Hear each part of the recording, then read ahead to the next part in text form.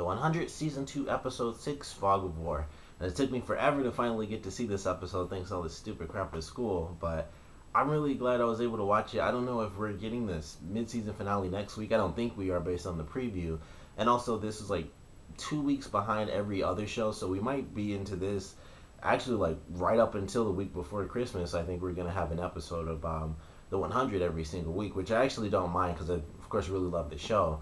And this was a really good episode. It finally shows us the aftermath of what happened with Finn kind of going nuts in this one. And it actually took place 2 days later, which I don't think they've ever really done in this show, where they actually have to let us know, like, this is how much time has passed. Because typically every episode is just like, it stops here, the next one picks up exactly where the last episode left off. So I actually thought that was kind of cool. We got to skip over some of the more politics-based stuff where it's like, you know, what happened. And admittedly, it kind of skipped right over the first, you know, big interaction between Clark and Finn, and it kind of just pushed that along in this episode, because if we got to see it right after that moment, it still would have been very interesting to see how all of that played out and how, you know, they kind of left the rest of that village. It still would have been interesting to see.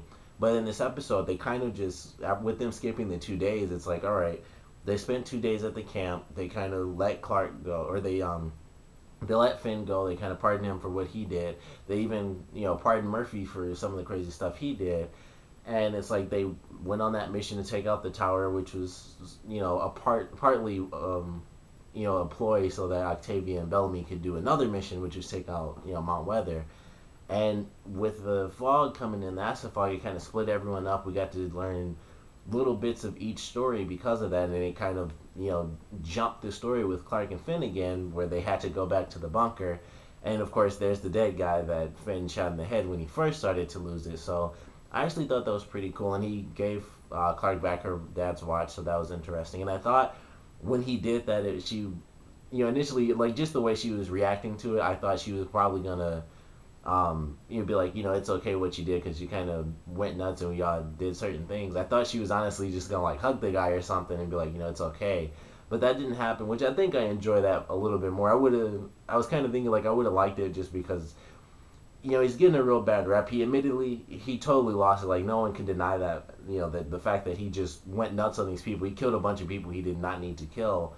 But, you know, it has been like 2 days or so, and, you know, pretty much everyone's over it except for Clark, honestly. Like, everyone is kind of just saying the same thing. Like, Bellamy is like, hey, you know, it's war. Like, we kind of do crazy stuff. We go nuts because that's what happens when you're at war.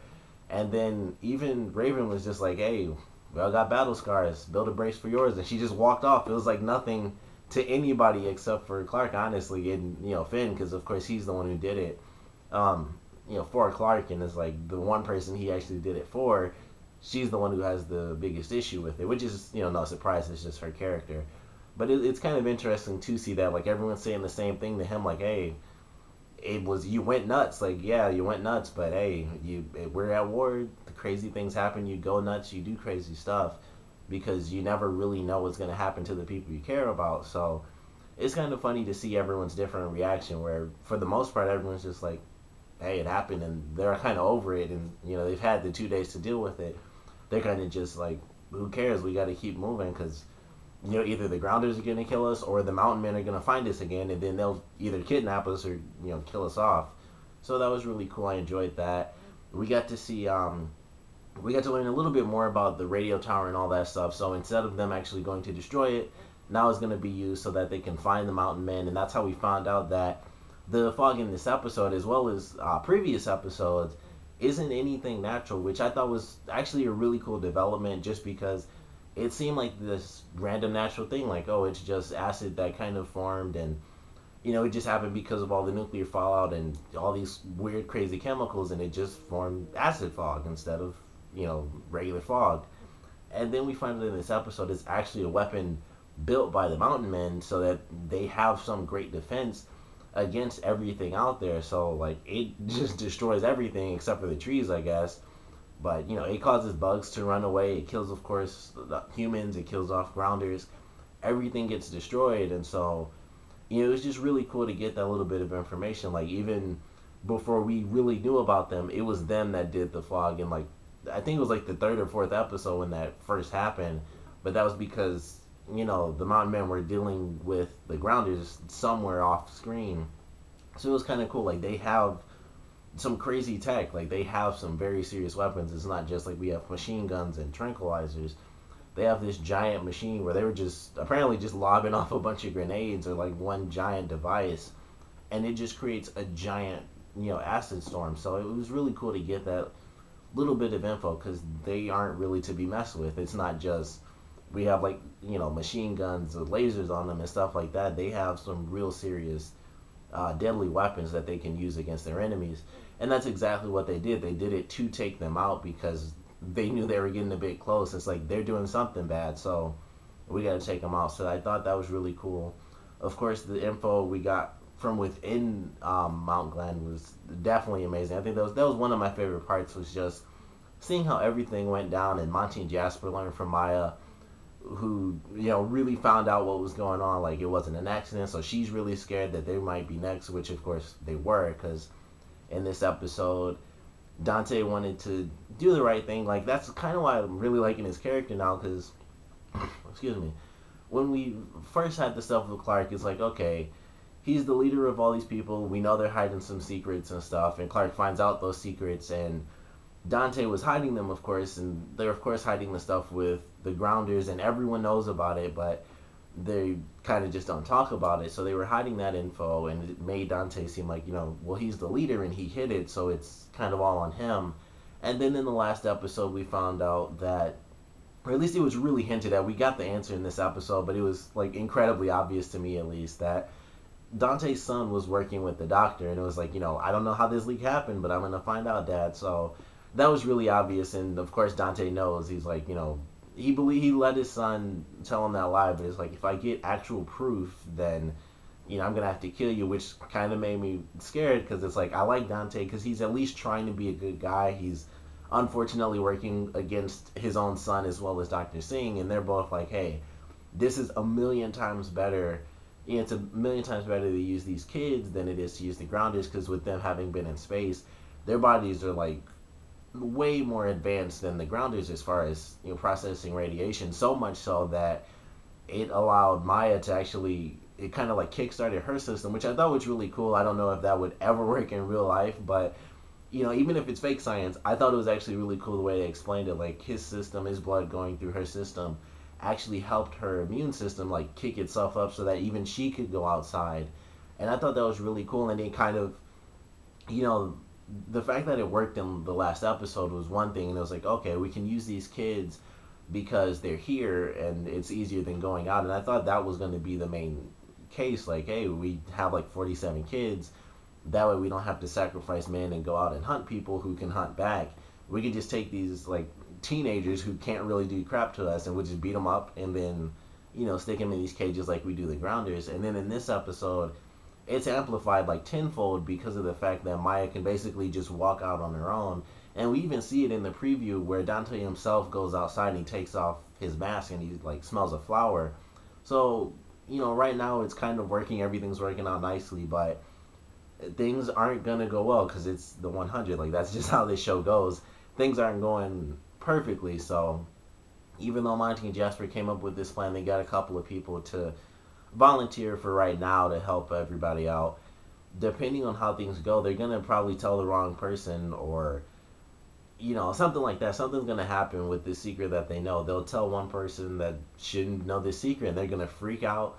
They're gonna go to someone who's way too important. It might not be Dante, but it might be his son or Singh or just someone random, and then that person will go to somebody else, and it'll just spread like wildfire, and then they're gonna take these kids by force. So things are gonna go crazy at some point, but I really enjoyed what we got to see there. I thought it was just really good. Like, they're working on their plan. They're trying to stay safe until Clark and the others can get back to rescue them, and really that's all they can do. They can just stay there. They have Maya, who's at least she really does give a crap. She didn't know about the plan, so she will actually be able to help them. She's like, she's on the inside a little bit, so she'll be able to help them out, which is really nice to have someone they can trust 100%, because they don't know that Dante isn't the one that kind of did that. They they're still thinking kind of what we thought in the beginning, like, okay, he's the leader, so he's behind everything, but he's gonna be working against something really bad. He wants to do it the right way, And once things kind of fall apart and it's like the same 8 kids and they can't get any of the other kids to do it, his son and Dr. Singer are going to take those kids by force, and his son will probably take him out. Like, I feel like that's what's going to happen, because he was like doing that Terminator grip on his son's neck, and he had like the funniest face to me. He was like really freaking out. So he's gonna retaliate, and I don't know how bad that's gonna end up being, but I'm excited to see that. And also, even though it didn't take place inside the mountain, we got to see Lincoln in this episode, and it was completely different than what I thought it was gonna be. I thought in the trailer he was attacking them, was like, okay, they brainwashed him, like, all right, they brainwashed him and that's it, he's going to be attacking them. And then in this episode, we actually got to see him as a Reaper, which was way beyond what I thought. It was just like, all right, they're taking control of them, using them as weapons, but they're just making them savages so that they turn against each other, and they're making them into the Reapers. And that was insane to see. Like, I don't know if they can, I'm hoping they fix that, because Lincoln's like the only grounder that who really even has a story. So I'm sure they're going to find some way to fix it, or they'll at least use Lincoln as a way to get the grounders to work with the rest of the people from the Ark, and that'll be like, hey, Octavia's with Lincoln, and the one guy is who was in the village, who was in like the episode, who helped Octavia. I think he's going to be in the next episode. He was in the preview with Finn. I don't know if that's going to kind of all culminate together, but he'll probably stand up for Octavia again.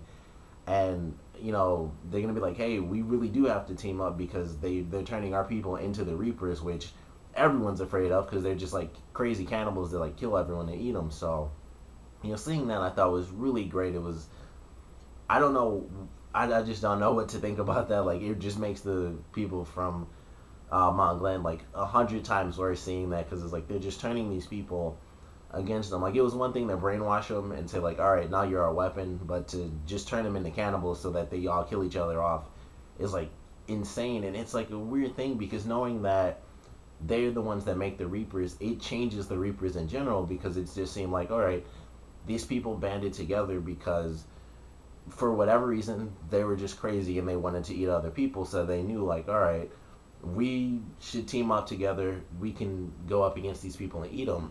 But when it's the fact that they were turned from regular grounders into the Reapers, there's like so much science behind that, because it's like other Reapers who were created by the Mountain Men, I guess they can kind of smell the fact that someone else is a Reaper with that drug or whatever, because otherwise they would all just literally kill each other. There would be no Reapers except for like one guy. So like there's just a ton of science behind that we don't really have the answers to, but it's really cool to think about that. The Reapers aren't just people that went nuts, they're people that were turned nuts. So it just made it like really amazing to see that. And I love this scene in the parking lot. I thought it was really cool, and they used like the Christmas song and stuff, which I thought was sweet. Like the guy found the little wind up thing, and they used the song. Everyone uses that same song when they want to use like a Christmas song but make it like really creepy and stuff. Everyone uses that same one, but it still worked in this one. Yeah, I just enjoyed it. I thought it was a pretty cool scene. Of course, the music going on didn't make any sense. The guy like wound it up for like 2.5 seconds, and it went on for the whole scene, of course. But the point was, it's that one song you can use to be scary, but it's still the Christmas song. So I enjoyed that. That was kind of cool. Getting to see the dark parking lot, it was like a good zombie portion of the episode, I guess, especially since it was Reapers eating other people. But that was really good. We got to see just a lot of great stuff in this episode. Jaha and Kane, and the woman turns out to be the commander, and so she sends Kane off, or she sends Jaha off to give the people a message, which was really interesting, because she said like, this guy's gonna be an example. That typically means you're gonna kill that person off, and then she sent him off. And it's like, she flat out said like, blood needs blood, or whatever the phrase was. But she sends him off to live, and then she talks to Kane, and like the way they wrote that dialogue was like, all right, this guy's gonna go off. He's gonna be our example, so he's gonna be killed basically. And we'll talk to you, and we'll figure out some stuff with peace. And then Kane, or Jaha, comes in at the end of the episode, and it's like, we got 2 days to go. We either stay here and die, or we leave. And it just seemed really weird to me that she said that the way she did, but she let Jaha give that message. And then it's like, well, if that's the message and they're just going to kill everyone in 2 days anyway, how safe is Kane really if they're just going to kill everyone off in 2 days anyway? Like, isn't he really going to be the example more than anything else? But maybe that was the point, was to trick him and think like, we're gonna kill him off and we're gonna talk to you, but Kane's gonna actually end up being the example. But love the episode. Can't wait for the next one. I don't know how things are gonna work out with Finn and Clark, and I'm sure she'll get over it and stuff. But it'll be more interesting to see really how Finn deals with what he did, because he's just, he wasn't that character until he was looking for Clark like that. And they kind of did something in one of the scenes. He kind of reminded me of Murphy, who, it was really funny to just see him walking around the camp and stuff. And like, none of the kids actually still like him, like all the teenagers. It's like, we were there and you were like just a dick and you shot people and, we wanted to kill you off. And now he's just like walking around the camp and stuff. So it was funny to see that play out. And they kind of they had like, it was one shot, I can't remember exactly what was happening, but they had Finn and he kind of just looked like Murphy the way he had his hair and stuff. And he had like, the little scars and stuff on his face with a little bit of blood. So I don't know if that was on purpose or maybe I was just seeing it myself, but I enjoyed that. Like I said, I love the episode. Of course, comment below, let me know what you guys thought about it, your favorite parts, least favorite parts. And what do you guys think about Lincoln basically being turned into a Reaper through this Cerberus program? Is that what you thought the Cerberus program was for? Do you like the fact that, it ended up basically destroying the whole idea of what the Reapers really are? Did you not like it? Did you, what do you guys think about that? Because I thought it was really cool. Like I said, ton of science that probably won't get explained in any way, shape, or form. But there's just a lot of stuff that you can make up about the lore and how, with the Reapers, like I said, having been basically made by the Mountain Men, it just adds a whole new dynamic to who they are and, how those characters used to be. And it could sort of bring an element to where if the Grounders and the people from the Ark do team up, that if they find certain Reapers, it'll be like, I actually knew this guy before, and they'll actually sort of play on that story from the Grounder perspective compared to the people from the Ark, because of course no one would know them except for Lincoln. So, I want to know what you guys think, so comment below, let me know. I know this is like a super, super long review compared to pretty much any other review I did, but I feel like this episode really had a lot to give us, and it's, a lot of little great moments here and there, and some stuff I'm really, really excited to see, especially the stuff with Lincoln and how the Reapers are going to be dealt with, and how this could really lead up to that big team up that we were going to get initially when Clark finally, escaped and got to Camp Jaha just before, I can't think of her name right now, but just before the woman was shot. And, it kind of tore that whole idea apart, like, oh, they're going to team up, and it kind of just, it separated that idea before, but now we kind of have that back where they can help Lincoln, and then he'll be able to talk to his people and at least do something, because he's kind of an outsider for the stuff he did already. So, it'll be an interesting balance to see how it plays out. But of course, like I said already, comment below, let me know, and thanks for watching this way too long review.